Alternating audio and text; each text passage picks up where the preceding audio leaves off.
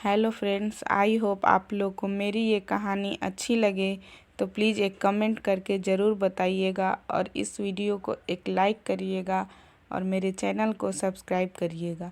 स्त्री की कहानी। पार्वती ने एक बार फिर गौर से तस्वीर को देखा। जिस मजबूत किले में वह अपने आप को सुरक्षित महसूस कर रही थी, उसी किले की दीवारें एक एक करके गिरती जा रही थीं। यह उसके पति मनोज की तस्वीर थी। पार्वती को लगा जैसे जमीन पर पड़ा सारा का सारा कांच उसके सीने में धंस गया है। एक्सक्यूज़ मी, आप पार्वती हैं ना? पीछे से अपना नाम सुनकर पार्वती ने पलटकर देखा।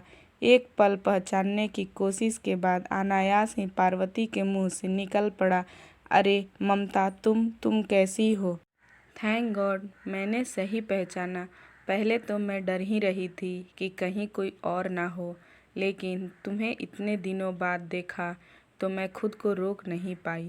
कितने अरसे के बाद मिल रहे हैं ना हम तुम। यहाँ कब आई? कुछ ही दिन हुए हैं यहाँ आए। आजकल बच्चों के स्कूल की छुट्टियाँ चल रही हैं ना, इसलिए सोचा कि कुछ दिन माँ बाबूजी के साथ बिता लूँ। तो ठीक है, आज मैं ज़रा जल्दी में हूँ। तुम्हें सब जब भी समय मिले घर ज़रूर आना। आराम से बैठ के ढेर सारी बातें करेंगे। ये रहा मेरा कार्ड।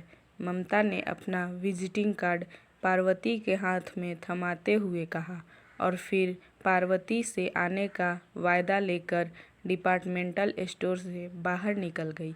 पार्वती बच्चों के स्कूल की छुट्टियों में अपने मायके आई हुई थी।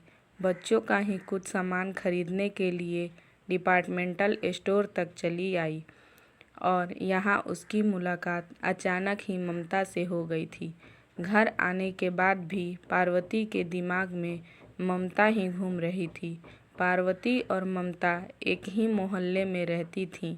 ममता के पिता आर्मी में थे, उन्हें दूर दराज के इलाकों में रहना पड़ता था, इसलिए ममता को उसकी बुआ के पास पढ़ने के लिए भेज दिया गया। गोरी चिट्टी खूबसूरत ममता शोख मिजाज की स्वच्छंद विचारों वाली लड़की थी। उसका गठीला बदन, बड़ी बड़ी आंखें आसानी से किसी को भी आकर्षित कर सकती थी। बात बात पर ठहाका लगाकर हंस पड़ती। हंसते हुए गालों में गड्ढे पड़ते तो उसकी सुंदरता और भी बढ़ जाती।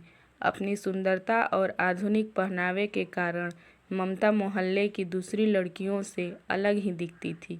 ममता कभी सलवार कमीज पहनती तो दुपट्टा गले में झूलता हुआ मानो रस्म ही पूरी करता।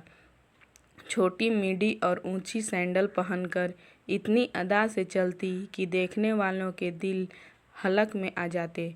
कॉलेज जाना हो या कहीं और, इतना सज धज कर निकलती जैसे किसी सौंदर्य प्रतियोगिता में हिस्सा लेने जा रही हो। कॉलेज जाते समय नुक्कड़ पर मनचलों का जमावड़ा ही लग जाता। अपने ऊपर कसने वाले फिक्रों से परेशान होने की जगह ममता इस तरह मुस्कुराते हुए आगे बढ़ जाती जैसे उसे किसी बड़ी उपाधि से नवाजा गया हो। मोहल्ले में वह चालू लड़की के रूप में पहचानी जाने लगी थी। खुद को इंतजार करने वाले घरों में ने अपने परिवारों की लड़कियों पर ममता से मिलने जुलने बातचीत करने पर पाबंदी लगा दी थी, क्योंकि उन्हें ममता की संगति में अपना मान सम्मान खतरे में दिखाई देने लगी थी। पार्वती को भी ममता से मिलने जुलने की मनाही थी, लेकिन दोनों के कॉलेज के रास्ते एक होने की वजह से अक्सर दोनों की बातें हो जाती थीं। एक दिन ममता का अच्छा मूड देखकर पार्वती पूछ ही बैठी, तुम जानती हो ममता, तुम्हें लेकर लोग किस तरह की बातें करते हैं? जानती हूँ यार, मुझे सब मालूम है। मोहल्ले वाले जलते हैं मुझसे, इसलिए अनाप शनाप बोलते रहते हैं, बट आई डोंट केयर। लेकिन ममता, छोड़ पार्वती, ममता ने उतकाए हुए स्वर में कहा, लोगों को चिंता करके मैं इस उम्र में बूढ़ी नहीं दिखना चाहती हूँ, और तू भी लोगों की परवाह जरा कम किया कर, नहीं तो फेयर लेडी की जगह ओल्ड लेडी लगेगी। फिर ठहाका लगाकर हंस पड़ी। मोहल्ले की लड़कियों के लिए अछूत बन चुकी ममता उन तमाम लड़कों के आकर्षण का केंद्र थीं जिन्हें दिन भर मटर गश्ती करने के अलावा कुछ काम न था। ममता के नए नए प्रेम के किस्से मोहल्ले की हवाओं में गूंजते रहते, जिनमें अधिकतर सच्चाई कम ही होती और मनगढ़ंत किस्से ज़्यादा। उन्हें फैलाने वाले लोग भी वही होते जिन्हें वह नज़र उठाकर देखती भी न थी। बीए करने के बाद कॉलेज बंद होने से पार्वती का ममता से मिलना जुलना बंद ही हो गया था। फिर एक दिन सुनने में आया कि ममता किसी के साथ भाग गई। उसके बाद फिर कभी उसकी खबर नहीं मिली। इधर पार्वती के पिताजी पार्वती के विवाह के लिए भाग दौड़ कर रहे थे। काफ़ी दौड़ धूप करने के बाद पार्वती का विवाह मनोज से हो गया। मनोज की एक मल्टीनेशनल कंपनी में नई नई नियुक्ति हुई थी और दूसरे शहर में कार्यरत थे। शादी के कुछ समय बाद पार्वती भी मनोज के पास चली गई थी। अब तक पार्वती 2 प्यारे प्यारे बच्चों की मां बन चुकी थी। इतने वर्षों के बाद अचानक ममता को देखकर पार्वती के मन में उसके बारे में जानने की चाह उठी थी। इतना वक्त बीतने पर भी ममता में लेस मात्र परिवर्तन नहीं आया था। वही बोलती सी आंखें, वही मादक मुस्कान, वही छरहरी काया। ममता की सूनी मांग देखकर इतना तो वह समझ ही गई थी कि ममता ने शादी नहीं की। अचानक ही वह अपनी तुलना ममता से करने लगी। साधारण रंग रूप होने के बावजूद आज वह खुद को ममता से ज़्यादा श्रेष्ठ समझ रही थी। वह सुखी वैवाहिक जीवन व्यतीत कर रही थी। उसके पति मनोज उसे बहुत प्यार करते थे। उनका प्यार उसे एक मजबूत किले के समान लगता था, जिसके साए में वह अपने बच्चों के साथ सुरक्षित महसूस करती थी। जहाँ एक ओर उसके पास मनोज जैसे प्यार करने वाले पति थे तो 2 फूल से बच्चे उसके जीवन को बगिया को महका रहे थे, वहीं दूसरी ओर ममता के जीवन की रिक्तता उसे साफ नज़र आ रही थी। उसे ममता के साथ हमदर्दी होने लगी थी। एक दिन शाम को माँ से सहेली के यहाँ जाने का बहाना कर पार्वती ममता के घर जाने के लिए निकल पड़ी। महानगर की भीड़ भाड़ से दूर समुंदर के किनारे पास कॉलोनी में ममता का फ्लैट था। अपने घर पार्वती को आया हुआ देखकर ममता प्रसन्नता से खिल उठी। आओ पार्वती, मैं तो समझी थी कि तुम नहीं आओगी। आती कैसे नहीं, तुमसे मिलने का इतना मन जो था। कैसी हो तुम, कैसी दिख रही हूँ। ममता हल्के से मुस्कुरा उठी। एक लंबे अरसे के बाद दोनों आराम से बैठकर बातें करने का मौका मिला था। काफ़ी देर तक इधर उधर की बातें होती रहीं। ममता को मूड में देखकर पार्वती पूछ ही बैठी, एक बात पूछूं ममता, बुरा तो नहीं मानोगी? हाँ हाँ बोलो, तुमने तो अपने दोस्त के लिए घर छोड़ दिया था ना? क्या वो बेवफा निकला?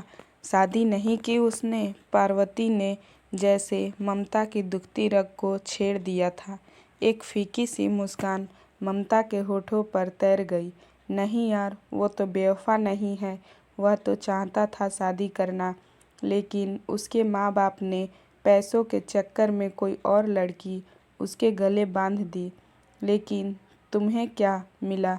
सिर्फ बदनामी। वह तो अपनी ही पत्नी के साथ मज़े में रह रहा होगा और यहाँ तुम अकेली ज़िंदगी जीने के लिए मजबूर हो। सबकी किस्मत में सब कुछ नहीं होता पार्वती, ममता ने मायूसी से कहा। मनु ने शादी जरूर कर ली है, लेकिन उसका प्यार आज भी मेरा है। वह अपनी बीवी के पास होकर भी उसके पास नहीं है।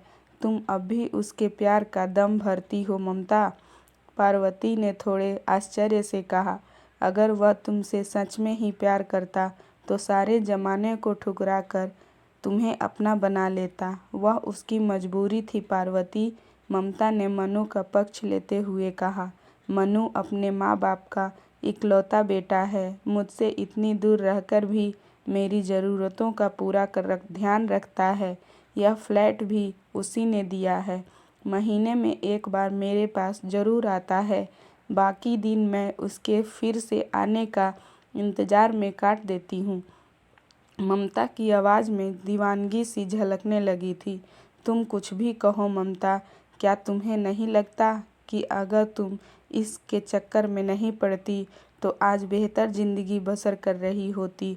अब जाने भी दो पार्वती, ममता ने थकी सी आवाज़ में कहा। फिर शायराना अंदाज में किसी अनाम शायर का शेर कह उठी। कांटे ही किया करते हैं फूलों की हिफाजत, सब नेक बनेंगे तो खता कौन करेगा। फिर कुछ सोचकर बोली, पार्वती तुम देखना चाहोगी उसे। फिर पार्वती के जवाब का इंतज़ार किए बिना ही तेज़ी से दूसरे कमरे में जाते हुए बोली, तुम बैठो पार्वती, मैं अभी आती हूँ। कुछ पलों के बाद अचानक छन से किसी चीज़ के टूटने की आवाज़ आई। पार्वती लगभग दौड़ते हुए दूसरे कमरे में गई। ममता फर्श पर अपना पाँव पकड़े बैठी थी। पास ही में एक स्टूल उल्टा हुआ पड़ा था, साथ ही कांच के टुकड़े और एक छोट फोटो। शायद उसने स्टूल पर चढ़कर फोटो उतारने की कोशिश की थी, जिसकी वजह से वह फोटो समेत नीचे आ गिरी थी। ममता, ठीक तो हो ना? हाँ मैं तो ठीक हूँ, लेकिन सारा शीशा टूट गया।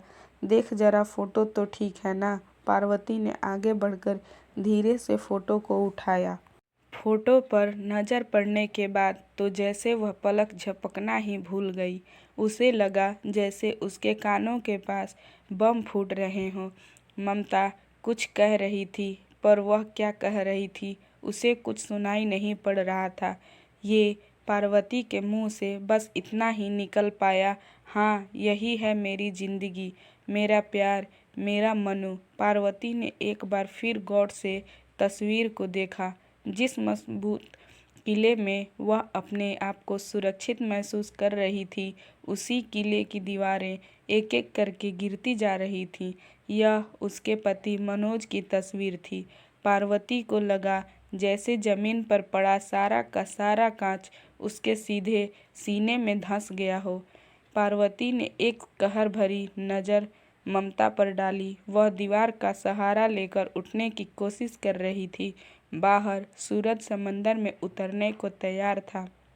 उसकी लाल रोशनी सारे समुंदर को भी लाल किए हुए थी।